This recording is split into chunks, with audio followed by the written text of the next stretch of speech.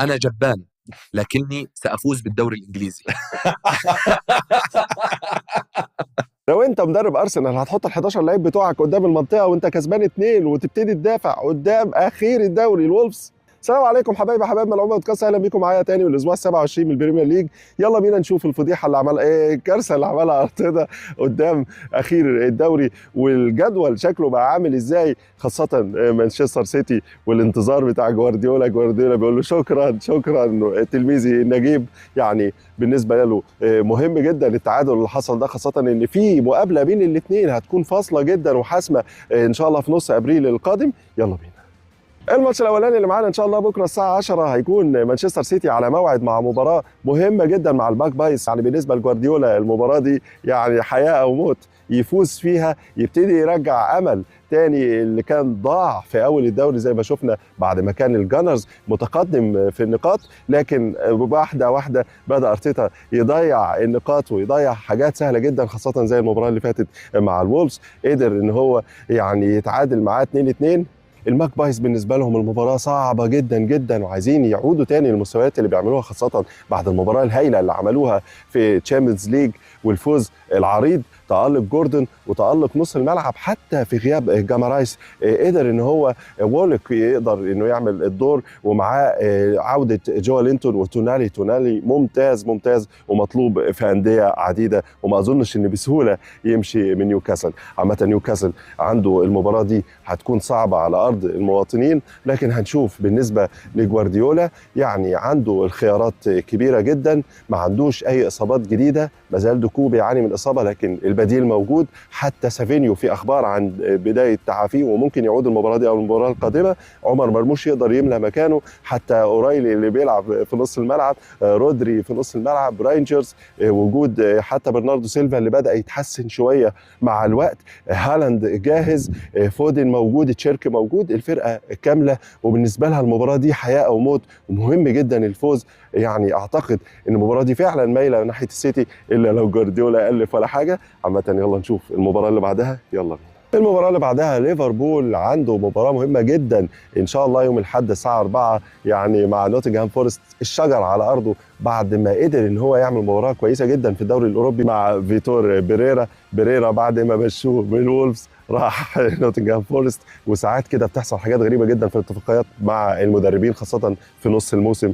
في بدايه الموسم بتبقى المواضيع صعبه جدا وفيها حوارات، لكن في نص الموسم بيحصل حاجات غريبه جدا انت لا يمكن تتوقعها. عامه الماتش ده بالنسبه لنوتنغهام فورست اتوقع انه يقدر يضايق ليفربول، خاصه ان ليفربول بدا الوقت يلعب 4-4-2، ما عادش بيلعب كتير بالطريقه المعروفه عنه، او 4-2-3-1. غالبا فيرتس بيبقى ورا ايكيتيكي، وفي ناحيه الشمال غالبا بيبقى خاجبو، ومن ناحيه الباك ليفت يعني احيانا روبرتسون بيلعب. لكن كيركس بعد ما قدم المباراه اللي فاتت بشكل كويس جدا قدام برايتون يعتقد ان هو يستحق ان هو يلعب اساسي. كان في مباريات كتير اولى انه ما يلعبش فيها اساسي. محمد صلاح واثباته انه نجم الفريق وموجود، قدر انه يصنع الاسيست الجميل والهدف اللي جابه صحيح بينالتي لكن حطها باقتدار. عامه سوبوسلاي هيلعب برضه ناحيه اليمين، والصداع بتاع ارن سلوت.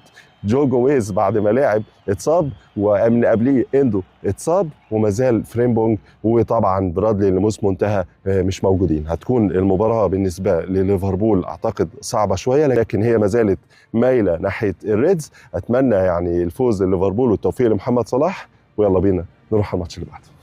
والمباراه المهمه جدا الديربي الصعب بالنسبه لارسنال وارتيتا بعد ما خربها وضيع نقاط بالهبل، خاصه في المباريات الاخيره. قدامه مباراه سهله جدا جدا على الورق. هنشوف بالنسبه للديربي اجواء الديربي هتكون عامله ازاي بالنسبه لتوتنهام، لكن توتنهام فرقه ضعيفه جدا جدا، قائمه طويله جدا من الاصابات، انضم لها اوديبر بعد ما بداوا يعتمدوا عليه. في مشكله كبيره في الفريق، سبنس يا عيني مش عارف يلعب دفاع ولا هجوم، وما زال بالينيا بيلعب في خط الدفاع. هنشوف بالنسبه لايجور الجديد المدرب المؤقت يعني كان دماغهم فين وهم بيقيلوا توماس فرانك في التوقيت ده. كانوا اقلوه من 5-6 اسابيع لكن جايين يقولوا دلوقتي. طبعا هنشوف يعني مواجهات صعبه لايجور وحكايات صعبه مع الفراخ. هنشوف الفراخ البيضاء تقدر تعمل ايه قدام الجانرز. الجانرز نفسيا متدمرين، خاصه بعد ما شفنا اشكالهم، يعني كانت وجوه متضايقه جدا، ويعني باين كانهم اتغلبوا 5-0 قدام الولفز. مباراه غير متوقعه تماما، الناس كلها كانت راميه الحمل على الجانرز انها تاخد ال3 نقاط، وهي دي مشكله ارتيتا. يعني الخوف مرصص فرقته كلها ورا. ليه انت كسبان 2 اكسب 4 اكسب 5 ليه؟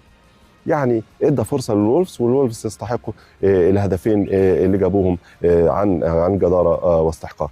عامه المباراه دي بالنسبه لتوتنهام، الفرقه مفيش خيارات كتير، مفيش غير اللي بيلعبوا. روميرو واخد طرد ومش موجود، فبالتالي دراجوشين وبالينيا وميكي فان ديفين في الدفاع. فيكاريو هيكون ليه دور مهم جدا قدام هجمات الارسنال.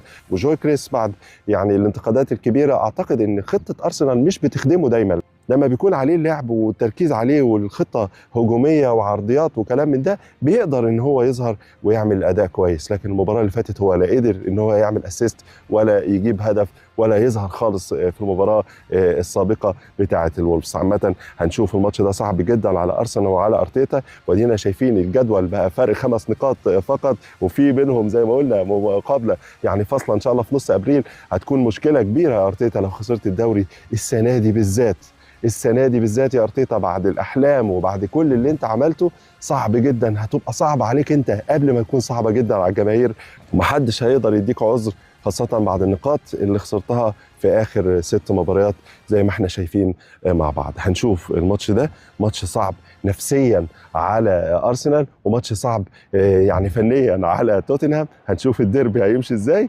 يلا بينا نروح للماتش اللي بعده. يعني بالنسبه لديفيد مويس ال3 نقط دول مهمين جدا، وعنق زجاجه بعد الخسارات والارقام اللي يعني غير متوقعه. لكن بيكفورد بيقدم مستويات كويسه. نص الملعب اعتقد جانا جاي وجارنر لقوا بعض قدامهم، هيكون في باري وفي اداء كويس، حتى بيتو متاح وموجود. مايك لونكو ورا، والدفاعات القويه وتاركوفسكي. صحيح يعني خسروا مباريات كتير، لكن مازال في المباريات الكبيره بيظهر المعدن الحقيقي لتوفيز، وبيقدروا انهم يعملوا اداء قوي جدا. هنشوف المباراه دي بالنسبه لليونايتد هيقدر يغير ايه كاريك بقى، ونبتدي نتكلم فنيا. خلاص انت غيرت خطه من 3 ل4 ورا في خط الدفاع، اتكشفت وعرفنا الادوار اللي بتعملها مع النجوم في نص الملعب، ومع النجم الكاميروني بويمو، اللي بالمناسبه يعني هيكون مباراه بالنسبه له صعبه جدا، وهو وديالو المفروض يكونوا مفاتيح لعب مهمه جدا للفريق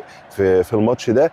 ان هم لو عطلوهم الاثنين هتبقى مشكله كبيره لفرناندز، ومش هيقدر يلاقي الخيارات الكتيره اللي يلعب لها. عوده تشيشكو للتهديف شكله كويس، ممكن يشارك، لكن انا اعتقد ان هو برضو مش هيلعب بيه وخارج الارض. خبره كاريك هنشوف هيقدر يتعامل ازاي مع مباراه كبيره زي دي تعتبر صعبه قدام الخبير طبعا ديفيد مويس والاكس مانشستر يونايتد. بالنسبه للتدريب الماتش ده هيكون صعب. طبعا في ناس كتيره مبسوطه ان الفرقه كلها بدات تخبط في بعض، وخساره ارسنال للنقاط الاخيره رجعت تاني البريمير ليج لعهده، وبقى في الاثاره ومحدش عارف مين ال5 الاوائل ولا حتى من السادس لحد الثامن. ودي متعه البريمير ليج اللي بتعيشوها معايا. اتمنى تكون الحلقه عجبتكم وتدعموني بالشير واللايك، ومستني ارائكم تاني ورسائلكم. وانتوا عارفين ملعوبه بودكاست التحليل فيها غير. معايا انا محمد القاضي، اشوفكم على خير. سلام.